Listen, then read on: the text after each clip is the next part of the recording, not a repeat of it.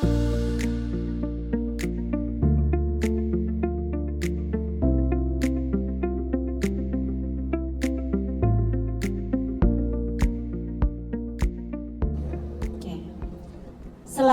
siang, Assalamualaikum warahmatullahi wabarakatuh.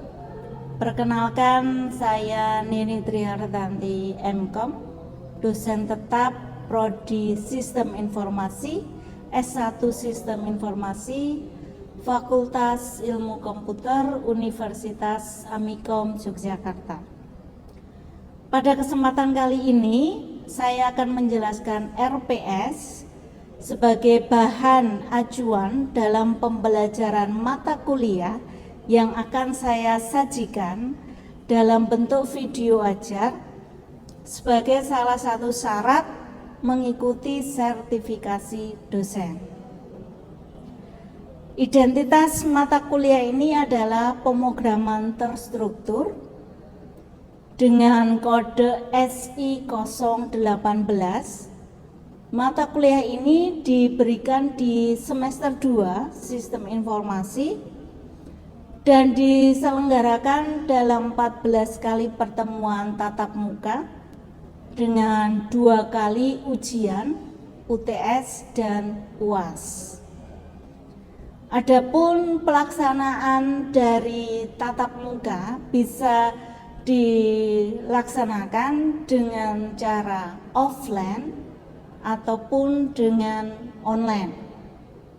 Untuk online bisa memanfaatkan Zoom, aplikasi Zoom ataupun dengan aplikasi Google Meet.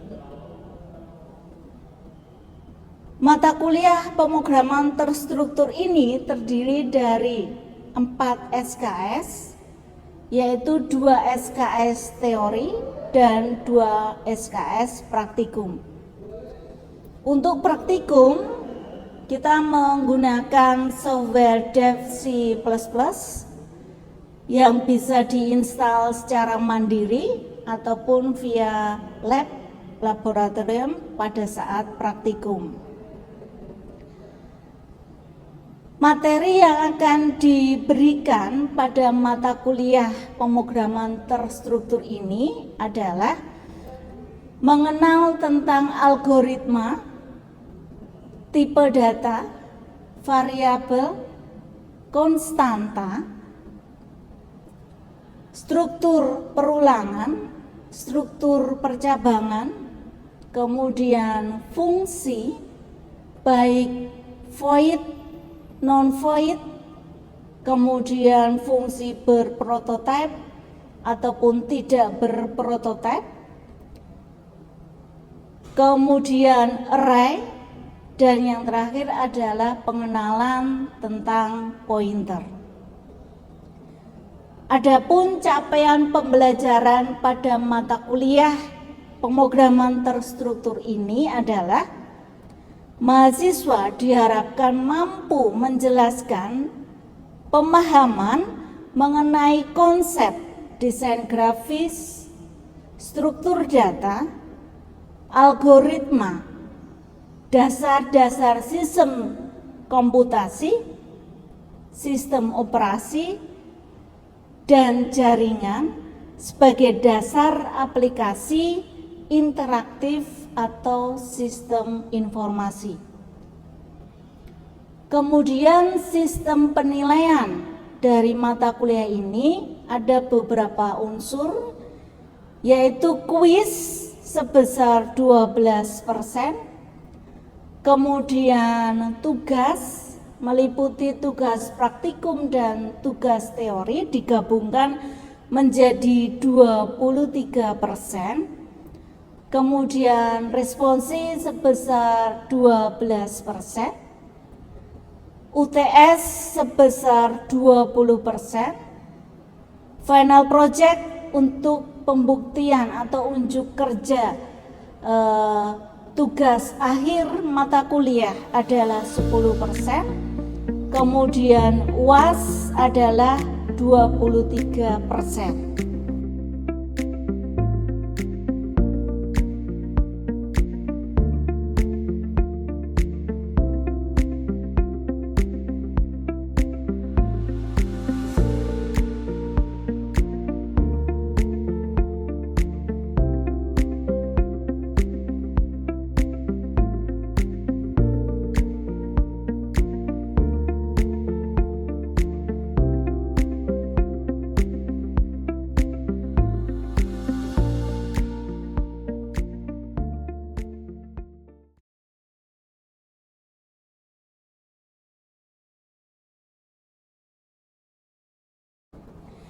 Berikut adalah video ajar untuk mata kuliah pemrograman terstruktur.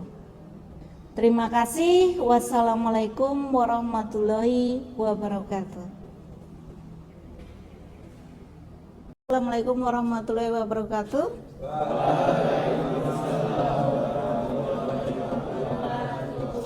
Ya, bertemu kembali dengan saya Nini Trihartanti MKom dalam mata kuliah pemrograman terstruktur. Kita sudah minggu kesekian kalinya ya. Materi hari ini adalah tentang fungsi atau function. Oke. Fungsi atau function ini adalah salah satu materi yang harus Anda terapkan untuk mengerjakan final project, ya, untuk tugas akhir mata kuliah. Ya. Hari ini fungsi yang akan kita pelajari beberapa poin, yaitu tentang pengertian fungsi, deklarasi fungsi, parameter, dan contoh fungsi. Nah, ini adalah deklarasi fungsi. Saya yakin semua sudah sedikit ada gambaran ya, fungsi itu bagaimana ya.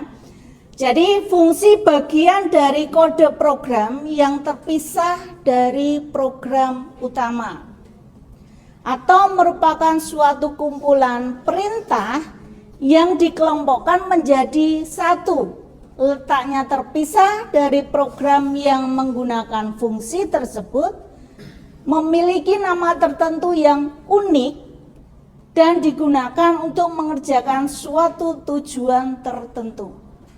Dikatakan nama yang unik. Kenapa? Karena bisa jadi fungsi itu pemakaiannya kan banyak, jadi nama harus unik. Supaya apa? Pada saat running program, fungsi yang ada salah itu bisa langsung terdeteksi karena keunikannya tadi. Next, ada dua fungsi, yaitu void dan non-void. Nah, bagaimana cara membuat fungsi? Di sini ada deklarasi fungsi. Yang pertama, tipe fungsi, kemudian diikuti dengan nama fungsi, setelah itu diikuti parameter. Parameter di sini maksudnya adalah seperti variabel. Variabel yang akan digunakan di dalam fungsi. Kemudian kurung kurawal, instruksi dan deklarasi variabel. Ya. Oke. Contoh yang pertama, kita masuk ke void. Bisa dilihat sebentar ya. Di sini ada satu fungsi bernama cetak. Di dalam cetak terdapat terdapat struktur perulangan. Saya yakin perulangan sudah Anda kuasai ya, minggu kemarin ya. Oke. Ada 3 argumen dalam perulangan. Kemudian di sini ada statement yang akan diulang. Nah, selanjutnya setelah membuat fungsi tersebut, kita masuk ke dalam main. Inilah fungsi utama. Fungsi cetak tadi akan dipanggil di dalam main. Sampai sini mungkin ada yang mau bertanya? Ya, silakan. NIM nama? Saya Salihan dengan NIM 24123126. Saya ingin bertanya, Bu. Iya. Bagaimana cara memanggil fungsi? Oke. Untuk memanggil fungsi, ini sudah saya berikan komentar ya. Cara memanggil fungsi adalah terletak di dalam main, ya, terletak di dalam main. Dan fungsi kan ada dua tipe ya, void dan non void. Untuk yang void, pemanggilan fungsi cukup nama fungsinya saja, diikuti parameter kalau ada parameter. Kalau tidak, cukup seperti ini. Ya. Tapi kalau tipenya non void, kita perlu variabel lain untuk memanggil fungsi tersebut. Sudah Pak, Mas Nabil? Oke. Sama-sama. Ada lagi yang mau ditanyakan? Oke, Mbak, silakan. Perkenalkan, nama saya Marini Mutia. Hmm. Saya 24/12/30/98. Saya ingin bertanya, kenapa kita perlu membuat atau menggunakan fungsi dalam sebuah program? Baik. Kenapa kita perlu membuat fungsi dalam sebuah program? Kenyataannya nanti Anda akan di dunia kerja, Anda akan dilibatkan banyak case atau kasus. Nah, setiap kasus itu kan kompleks ya. Oleh karena itu, agar program bersifat terstruktur ya, kemudian mudah dibaca, mudah dianalisa, mana sih kekurangannya atau kesalahannya, itu bisa menggunakan fungsi. Begitu Mbak Mutia? Baik, terima kasih. Iya, oke, terima kasih. Kita lanjutkan ya. Untuk yang satu void, setelah di running hasilnya akan muncul sesuai apa yang ada di baris ke-9. Nah, ini tadi yang ditanyakan Mas Nabil, bagaimana cara memanggil fungsi. Untuk tipe void, cukup nama fungsinya saja, diikuti parameter aktualnya atau parameter yang berada di dalam fungsi tersebut. Sedangkan yang bukan void atau non void, ada perlu variabel lain untuk memanggil fungsi tersebut. Oke, contoh berikutnya di sini adalah untuk yang bertipe void dengan kasus menghitung luas persegi panjang. Saya yakin semua sudah paham rumusnya apa ya. Oke, langkah pertama tipe fungsi. Sebagai contoh, void. Kemudian nama fungsi diikuti parameternya. Inilah parameternya. Ada 3 parameter,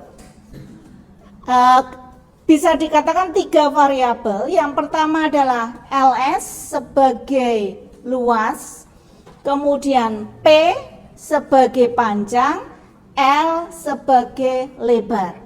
Jadi 3 variabel tersebut akan kita gunakan untuk menghitung luas persegi panjang. Selanjutnya ada rumusnya bahwa LS sama dengan bintang, P bintang itu adalah perkalian panjang kali lebar. Ya, dipanggil ya nama fungsinya, kemudian output HSL ya. Next, contoh ketiga yaitu tentang luas trapesium. Kita langsung ke programnya di sini. Perlu 4 variabel dalam parameter luas trapesium, yaitu luas, panjang atas, panjang bawah, dan tinggi. Adapun rumus luasnya adalah setengah kali panjang atas ditambah panjang bawah dikali tinggi. Nah, setelah dibuat kita masuk ke main, tinggal dipanggil, gitu ya. Next, ini adalah proses pemanggilannya. Ada deklarasi variabel, kemudian statement input, masukkan panjang atas, panjang bawah, masukkan tinggi, sehingga nanti untuk non void ada bedanya dengan yang void. Untuk non void pada saat membuat fungsi harus ada statement return, artinya dia mengembalikan nilai. Jadi hasil dari perhitungan tadi dikembalikan untuk dioperasikan lagi, ya. Nah, detailnya seperti ini. Karena non void maka ada fungsi nama tipenya non void, sebagai contoh di sini integer. Kemudian nama fungsi luas diikuti parameternya. Dan selanjutnya di dalam fungsi tersebut didetailkan variabel apa yang diperlukan untuk menghitung luas, ya. Rumusnya adalah panjang kali lebar. Dan jangan lupa ditutup dengan return L. L-nya ini adalah variabel output. Kemudian masuk ke main, langkahnya masih sama. Ada deklarasi variabel, statement input, panggil fungsi, dan outputnya. Oke, contoh kedua juga sama. Di sini ada pemangkasan ya. Yang pertama tadi adalah detail ya, 3 baris. Kalau ini cukup 1 baris, ya. Nah, Anda mau pakai yang mana? Yang paling mudah yang mana? Silakan.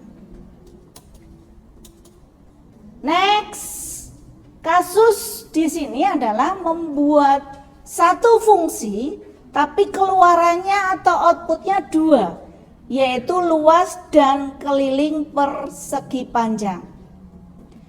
Dikarenakan outputnya ada 2, luas dan keliling, maka fungsi dengan kasus ini diselesaikan dengan tipe void. Sekali lagi, apabila outputnya lebih dari 1, sebagai contoh di sini luas dan keliling persegi panjang, maka fungsi tersebut dibuat dengan tipe void. Gitu ya. Oke, baik, itu sedikit yang saya sampaikan terkait fungsi atau function. Tugas Anda untuk minggu depan adalah buatlah sebuah fungsi dengan non-void berparameter untuk menentukan usia seseorang. Apabila diketahui selisih usia keduanya adalah X dan jumlah usia keduanya adalah Y, nanti bisa dikumpulkan minggu depan. Begitu ya. Oke? Sampai di sini ya. Kita lanjutkan dengan sesi berikutnya. Terima kasih. Wassalamualaikum warahmatullahi wabarakatuh.